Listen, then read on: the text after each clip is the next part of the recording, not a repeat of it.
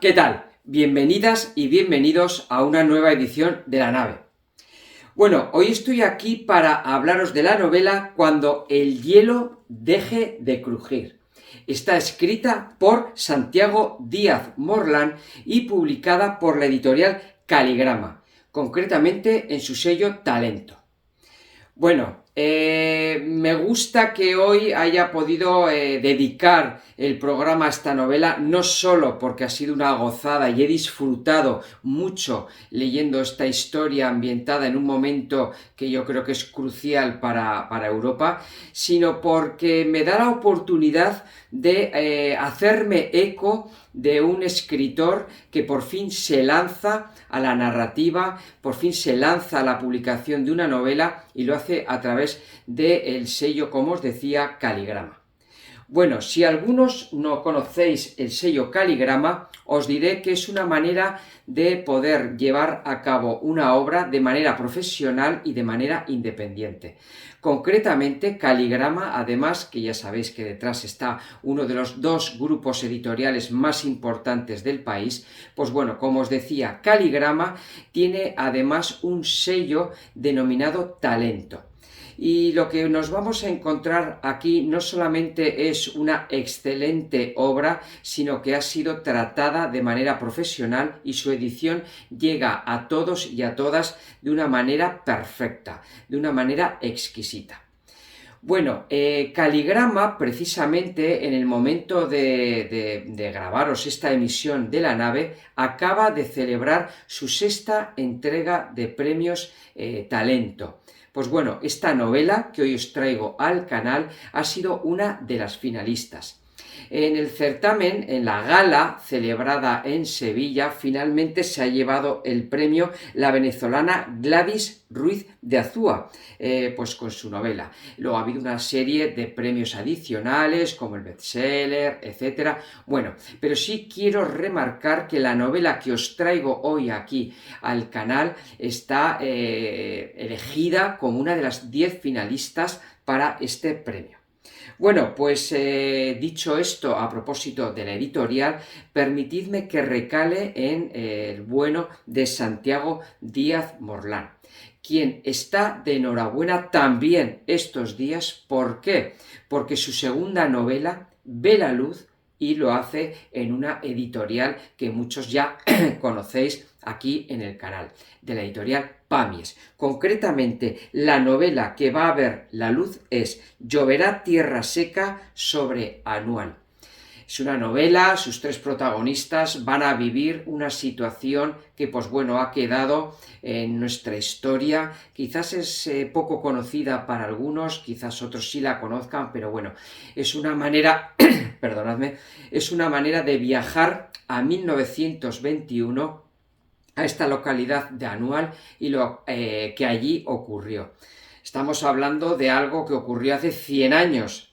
Si te descuidas, ha habido gente que todavía vive habiendo nacido en esa época. Pues bueno, Pamies me consta que cuando recibió el manuscrito de Santiago, la verdad es que se quedó sorprendida por su calidad y por un texto, insisto, de alguien que todavía, pues bueno, no había sido editado de manera así generalista y demás. Pues bueno, os puedo asegurar que ha sido un acierto lo que ha hecho Pamies, editorial conocida en este canal, y tengo ganas de hincarle el diente a esta segunda novela de Santiago. Pero bueno, ¿quién es Santi? ¿Quién es Santi Díaz Morlán? Bueno, pues es un abogado, es un jurista, nacido en Bilbao en 1965. Y bueno, ¿qué hace Santi en su vida diaria? Pues bueno, es un profesional de lo suyo, pero lo compagina con lo que es el ahondamiento en la historia y en la escritura.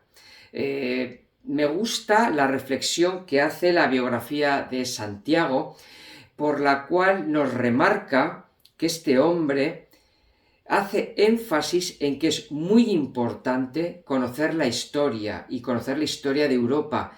¿Para qué? Pues para entender nuestro presente. Eso os lo he dicho 1000 veces. Ya sabéis que una de mis aficiones es la historia, Por eso aquí al canal, cuando puedo, os traigo novelas de corte histórico, aunque sean ficciones que pretenden entretener. Lo cierto es que a mí me gusta la historia precisamente por eso.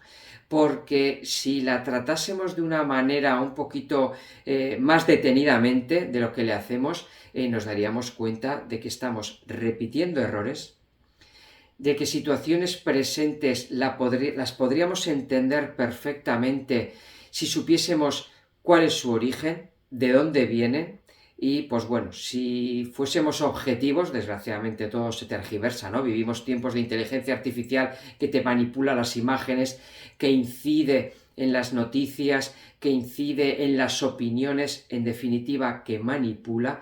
Pues bueno, si nos ciñésemos a hechos objetivos de la historia, sin darle segundas lecturas, bueno, que también en ocasiones conviene hacerlas, pero bueno, insisto, un conocimiento de la historia de manera objetiva nos ayudaría mucho a entender el presente, repito, y nos ayudaría, por lo tanto, a poder afrontar los retos del futuro. Hecha esta reflexión filosófica que, insisto, comparto con Santiago Díaz Morlán, pues bueno, deciros que esta historia que nos trae está ambientada en un año en el que podríamos decir que, o bien por una, no porque esté datada como tal, pero sí podríamos decir que poco antes o poco después podría ser lo que marcó el inicio de un punto de inflexión que fue la caída del Imperio Romano. Estamos hablando de finales del siglo V, aunque aquí en esta novela nos vamos a viajar en el tiempo precisamente a comienzos de ese siglo V, a principios del 400 y 406, la Navidad de 406, 407. Por aquella época, el Imperio Romano, ese que todos conocemos de manera popular, la época imperial, ya tenía un cisma que había dividido al imperio en Oriente y Occidente. Por un lado tenemos a Constantinopla y por otro lado tenemos a Rávena. No es que Roma haya perdido poder, influencia, no, Roma seguirá siendo Roma, pero lo que es la capital imperial, donde el emperador que en esta época gobierna reside, es en Rávena. Bueno, pues por lo tanto, esta es la figura de Santiago Díaz Morlán, a quien yo creo que debemos seguirle la pista. Bueno, pues la época de la caída del Imperio de Roma. He estado indagando un poquito, porque bueno, yo lo que he leído de Roma que me gusta, está sobre todo ambientado o bien en la época republicana, en la época de la fundación de la República, o bien al principio, la época imperial. Bueno, todos tenemos referencias de grandes emperadores, además algunos con origen hispánico, que han gobernado durante la época imperial, pero bueno, digamos que lo que es el final, ese ocaso del Imperio Romano, en el cual ya se disgrega ese control que tenía sobre prácticamente toda la Europa que todos manejamos occidental, pues bueno, la verdad es que no hay mucho escrito, no hay mucho ficcionado. A ver, yo le he dicho a Google, búscame novelas ambientadas en la caída del Imperio Romano, y la verdad es que, pues bueno, me ha dado una serie de títulos, pero bueno, que tampoco son de estos que te encuentras en la librería cuando vas a curiosear, ¿no? Pero sí que es cierto que yo me quedo con una novela de Edward Gibbon titulada Decadencia y caída del Imperio Romano. Este libro, más que novela, pues de alguna manera nos traslada y nos quiere explicar un poquito qué aspectos provocaron esa caída del Imperio Romano. ¿Es que estaba decadente? ¿Es que estaba ya corrompido? ¿Es que estaba desgastado? ¿Es que ya tocaba darle paso a otro imperio? Si realmente lo que luego le vino a Europa fueron siglos de oscuridad. Además, el Imperio Romano venía de ser había unificado su religión, la religión tan importante durante los siglos anteriores, ¿no? al siglo XXI. Pues bueno, esa religión politeísta, de repente se unifica y se hace católica. algo que podría haber hecho fuerte al imperio, pues bueno, luego lo que hace es que decae, ¿no? Decae como una especie de oscuridad, y es precisamente el clero el que se nos ha trasladado, que mantiene la cultura, determinados aspectos que, pues bueno, mezclados además con la cultura árabe, pues bueno, no, queda ahí latente hasta que luego ya viene el Renacimiento y demás.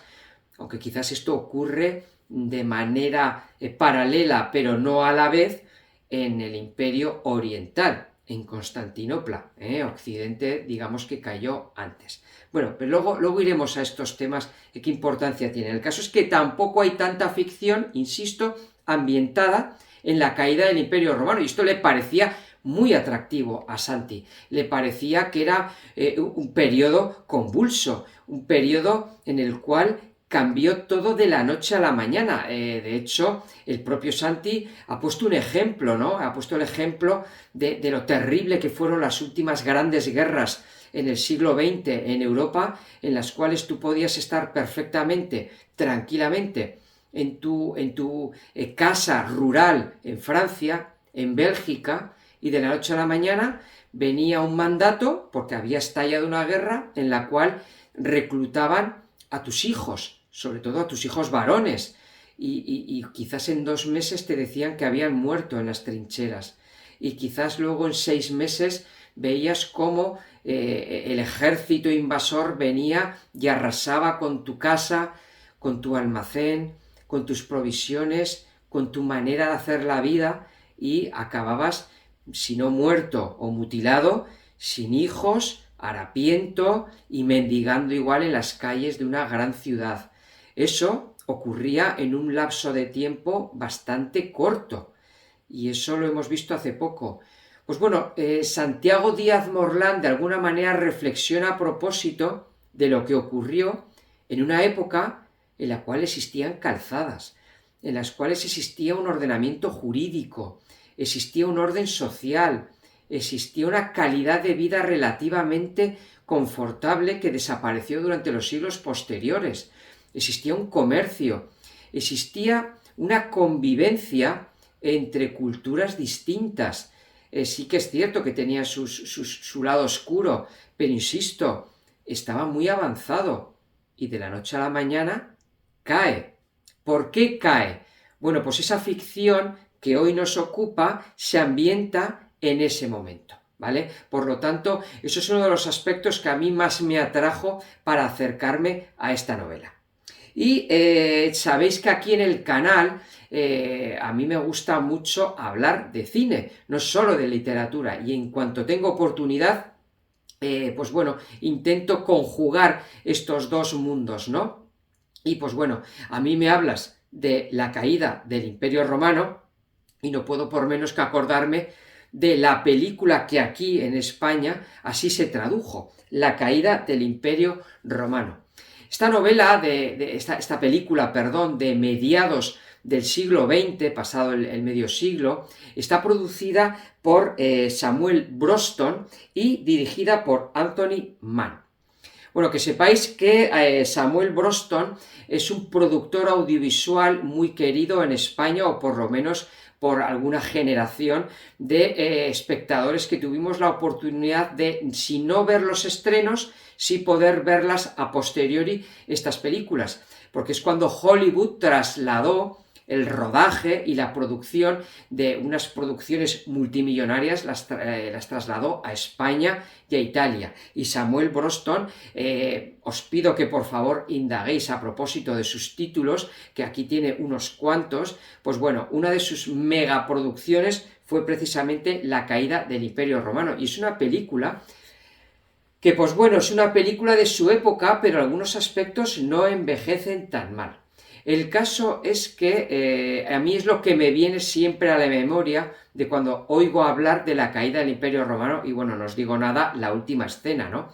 La última escena en la cual ya puedes intuir lo poco que le quedaba de vida al Imperio Romano tal y como se conocía, ¿no? Y una voz en off que dice que en muchas ocasiones, os digo más o menos exactamente así el doblaje, ¿no? Pero que grandes naciones cuando caen es porque antes han caído de manera interna. Bueno, de alguna manera aquí, pues bueno, subyace algo de todo eso, aunque realmente hay un elemento condicionante que provoque, y además aquí nos lo hace Santi, nos lo hace ver, provoca que sea la chispa que detona la caída de ese imperio, como os digo. Y la otra película que a mí siempre me viene a la memoria es la reciente Gladiator. Bueno, no tan reciente, porque de hecho ya se está hablando de hacer un remake. Pero bueno, si veis Gladiator, que es un peliculón que en su momento pegó fuerte, no, lo siguiente, con muy buena música, ahí con un protagonista que nos hace a todos casi coger la espada, el gladium, y marcharnos a la pelea. Bueno, la verdad es que Gladiator está ambientada, como os digo, en una época cercana a esa caída del Imperio Romano. Por lo tanto, pues estos eran los matices que yo os quería contar a modo de introducción para que ubiquéis la novela, para que ubiquéis al autor y para que, bueno, pues quizás coincidáis conmigo en estos aspectos. Lo que pasa es que, pues bueno, Santiago Díaz Morlán, y ya paso a hablaros propiamente del libro, la verdad es que él lo ha tenido claro. Él tiene una manera de contar las historias que me recuerdan, haciendo referencia, por ejemplo, a Editorial Pamies, que es quien va a publicar esta segunda novela de Santiago. Aquí en el canal os he reseñado a Goldsworth. ¿Qué os decía yo en las reseñas de sus novelas ambientadas en Roma? Que era un tío muy docto, se nota su conocimiento de la época, se nota su conocimiento de la historia. Digamos que es alguien muy académico que hace algo ficticio, que no es lo mismo que un escritor que hace muy bien una ficción y se documenta para darle un trasfondo histórico. Bueno, pues ni lo uno ni lo otro. Tenemos a Santi, que profesionalmente ha tenido que tener una formación académica de letras, por lo tanto el mundo romano no le ha sido ajeno, pero es que encima él ha cultivado como actividad secundaria a su vida profesional el conocimiento de la historia. Y me consta que ha leído, de hecho, aspectos positivos del libro, notas, vocabulario, glosario de términos que se emplean en la novela, mapas, y pues bueno, sabemos en qué libros él se ha basado, y son libros no solo recientes, sino son libros que nos explican desde hace ya mucho tiempo qué fue la época romana y concretamente este periodo. Por lo tanto, vamos a asistir a un libro que no va a ser plagado de diálogos, no va a tener esa acción rápida en la que las páginas vuelan, no. Él va a tener largos párrafos en los cuales nos va a describir la acción y nos la va a describir de una manera densa, porque va a utilizar términos, va a utilizar localizaciones con su denominación original, nos va a hacer referencias al porqué de aspectos que había en esa época, pero que, insisto, no sirva esto para asustaros, sino al contrario, para deciros que es una novela histórica muy bien trabajada en ese aspecto. Y ha fusionado quizás ese nervio, ese enganche, pues que hemos visto también en Pamies, en Pedro Santamaría, y que además aquí en el canal os he reseñado. Por lo tanto, me gustaría fusionarles a los dos y decir que el hijo de Goldsworth y de Pedro Santamaría, el hijo adoptivo es Santiago Díaz Morlán. Por lo tanto, vamos a asistir a un momento de la acción que nos traslada a lo que podríamos decir que es la Roma alemana, ¿no? A la actual Treveris, a la Augusta Treverorum. Es una ciudad que vive tranquila, vive ahí en los límites nortes, en el límite norte del imperio continental. Britania ya ha sido conquistada. Allí tenemos al Imperio Romano, que está además con una legión muy potente que ha llegado hasta la frontera con los Ictos en Escocia. Bueno, que también os he reseñado aquí en el canal novelas ambientadas en esa época. Bueno, lo que quiero deciros es que tenemos una frontera natural. En ocasiones hay accidentes geológicos que hacen de frontera natural, y aquí tenemos al Rin, al Renus. porque aquí, como os decía, tenemos muchos términos latinos. Pues bueno, ¿qué ocurre? Que pues bueno, que hace un frío que pela, no es como el cambio climático que tenemos ahora, que yo más que frío creo que nos va a traer sequía, agua, el Mediterráneo se va a convertir en una especie de mar del Caribe, como nos están anticipando y como estamos prácticamente padeciendo en estos veranos calurosos donde alternamos temperaturas por encima de 40 y grandes tormentas, gotas frías, lo llevábamos antes, ahora se llaman danas. Bueno, en definitiva, tenemos al Rin que normalmente se casi hiela, que aquí se hiela.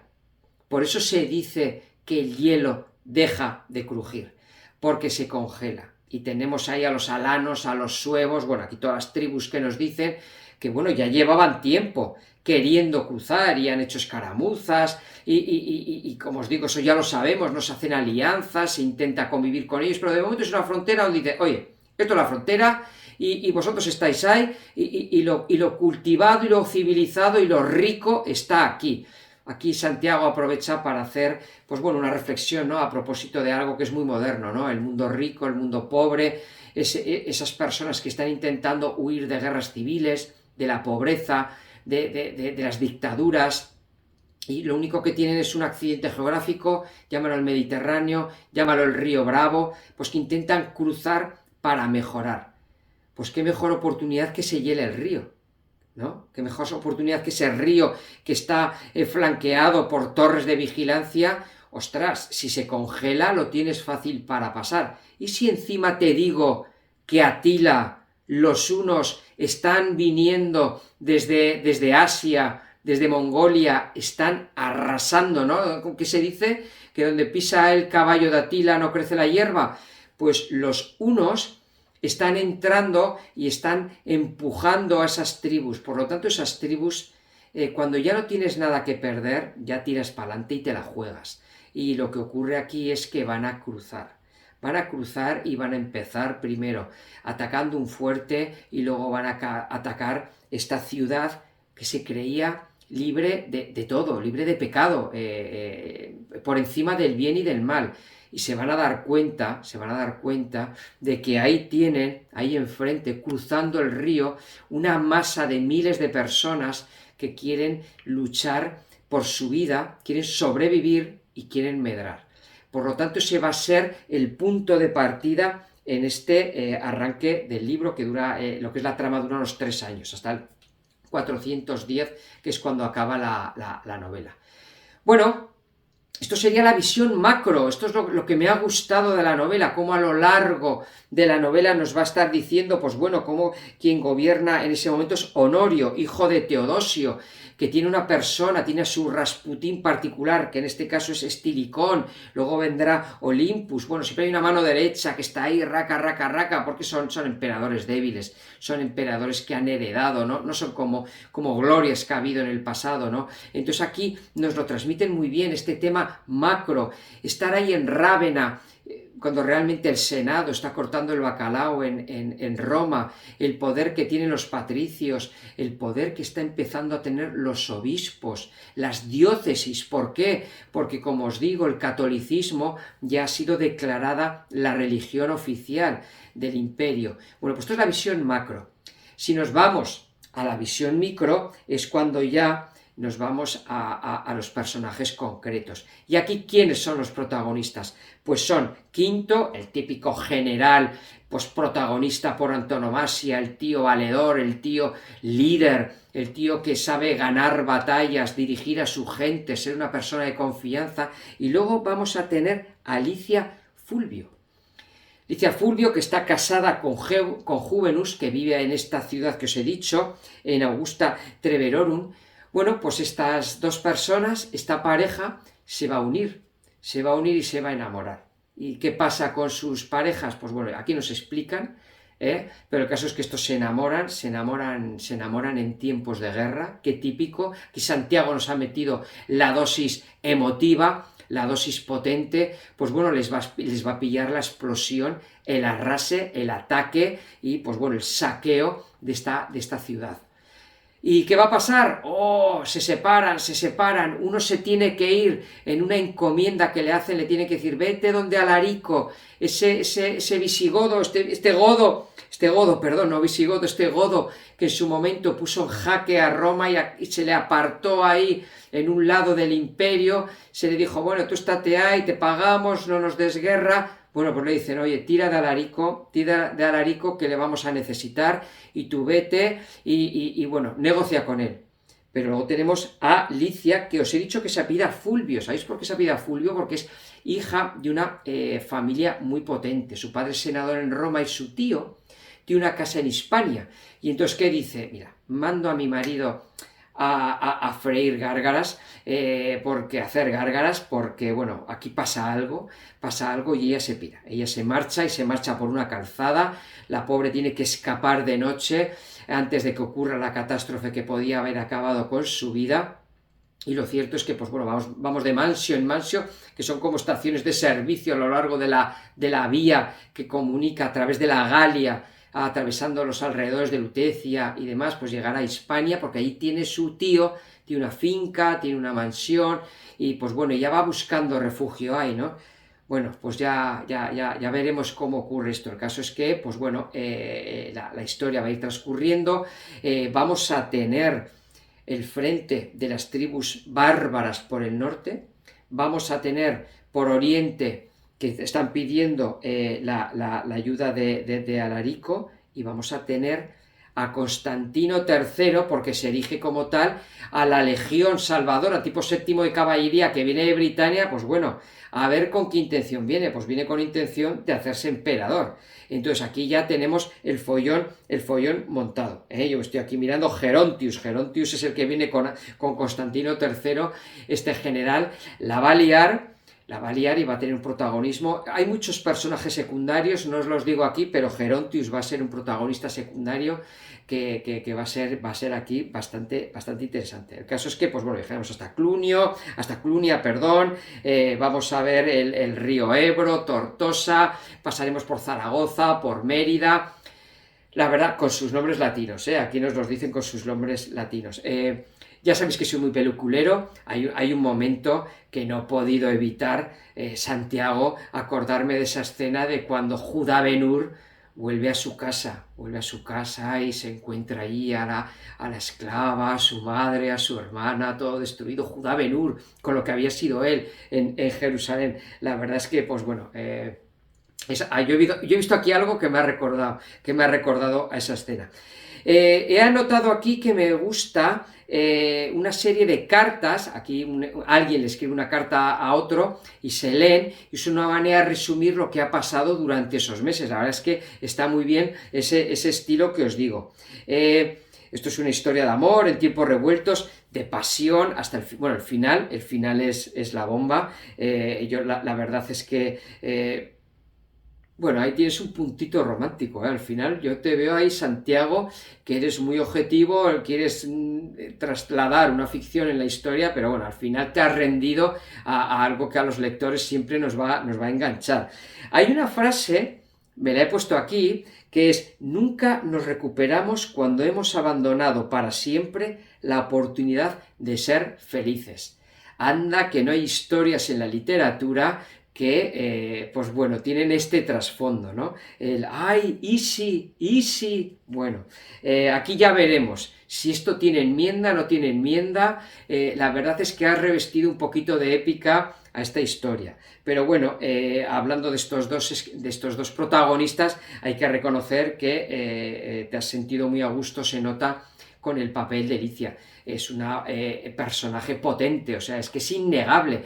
Es que ahora nos están vendiendo algo que me parece muy bien, ¿no? Que es, pues bueno, empoderar, etcétera, a la mujer, pero que la mujer ha sido fuerte toda la vida. Desgraciadamente, por cómo estaba montada la sociedad y el día a día, pues efectivamente lo ha tenido más difícil si cabe, precisamente por esas malas costumbres, ¿no? Pero bueno, la fortaleza que demuestra aquí Licia, vamos, ya querrían muchos hombres haberla tenido. Es una fortaleza, un aguante, un sufrimiento que lo que te hace es tirar para adelante y es una mujer que se va va a crecer sobre sus propias desgracias y la verdad es que se describe aquí muy bien a este personaje e insisto, bueno, me estoy sonriendo porque estoy acordándome del final y es que las últimas páginas, me acuerdo, las 100 últimas páginas me las devoré del tirón. En definitiva, bueno, también me ha anotado aquí otro párrafo que es muy interesante. Os he dicho que la novela acaba en el 410, pero permitidme que os lea este fragmento. Es el otoño del año 409 y vándalos, alanos y suevos están penetrando en Hispania, por los Pirineos, vamos. Ante ellos se abren las ciudades, los valles y las montañas, desprotegidos de toda milicia, que dejarán en breve de pertenecer al orden romano bajo el que han vivido durante siglos. Caerán como fruta madura, y sus despojos darán testimonio de lo que un día fueron y de lo que nunca volverían a ser. Por eso antes os decía que efectivamente la caída del Imperio Romano en nuestra historia es un punto de inflexión muy importante. No volvieron a ser las cosas como eran, pero sin embargo no podemos negar que en parte somos lo que somos precisamente por aquella época. Y lo de la fruta madura es el ejemplo de cómo algo que estuvo vivo durante, siglos, cayó en eso, en unas décadas. Por lo tanto, es uno de los puntos fuertes de esta novela que hace atractivo el acercarse a este título. Bueno, yo creo que os he contado un montón de cosas de la historia, del autor, de la novela, habéis podido traslucir por qué me ha gustado este tocho de 600 páginas, que está muy bien editado, por cierto, es decir, felicidades a Caligrama, porque quien opte por que su novela vea la luz en este formato, la verdad es que puedo decir que buen gramaje, muy buena maquetación, muy buena corrección, muy buen estilismo, obviamente detrás está la historia de Santiago, pero bueno, cuando el hielo deje de crujir, está a vuestra disposición y yo creo que es una novela que me mojo, tenéis que leerla. Os va a encantar. Y una vez que la hayáis leído, bueno, o no, podéis probar a leer qué es lo que ocurrió en Anual, en esa población donde España, escribió una página oscura de su historia y que, yo creo que ahí Santiago, por cómo se documenta, nos va a dar, ficción por un lado, pero por otro lado nos va a enseñar fotografías de una época que ya se nos va quedando lejana, y no es tanto, son 100 años. 100 años, a ver, que nadie se engañe, 100 años son 3-4 generaciones, que hay por ahí todavía algún bisabuelo y bisabuela que está soplando 100 velas, y hace poco le veía yo un reportaje en Netflix de cómo tendemos ya de una manera prácticamente normal a cumplir 100 años, sí, van los avances de nutrición, de sanidad, etcétera, van por el camino por el que van, no será tan difícil cumplir 100 años. Bueno, espero que os haya gustado la reseña de hoy, este programa dedicado a una novela histórica que me ha gustado mucho. Voy a por ahí también a dejaros una reseña escrita y lo que siempre os digo, si este vídeo os ha gustado, suscribíos al canal, por favor, dadle al like, dejad comentarios a ver qué os ha parecido, si ya la habéis leído, si la vais a leer, si tenéis dudas, si conocéis al autor, ya sabéis que esto hace más interactiva la relación con todos vosotros y con todas vosotras en el canal. Me seguís en las redes, ya sabéis que, os voy colgando algún enlace, os voy contando algunas cosas que hago, de mis aficiones y demás, en Instagram. Últimamente estoy más activo en Instagram, y habéis estado durante el vídeo viendo la publicidad que os he puesto. Ya sabéis que tenéis a vuestra disposición, si os gustan los imperios, tenéis a vuestra disposición la trilogía Escena Final. La tenéis en Amazon, tanto en versión papel como en versión ebook. La última novela ha sido El último amanecer, que también es un buen tocho, y aquí vemos cómo un imperio también puede nacer, puede dominar y también puede caer. Entonces, ¿por qué no viajar hasta la galaxia Videna y descubrir ese universo que os he propuesto en las 3 novelas de Escena Final? Bueno, os invito a que os hagáis con ellas, y si queréis, pues bueno, también en los vídeos del canal me comentáis qué opináis y por favor difundid estos vídeos para que, pues bueno, el canal crezca, que será bueno para todos. Bueno, pues muchísimas gracias de nuevo por haber venido a otra emisión de la nave, haberme permitido compartir, pues bueno, mi lectura más reciente, y os espero en una nueva emisión de la nave aquí en el canal, y hasta entonces os deseo una buena lectura, amigos y amigas.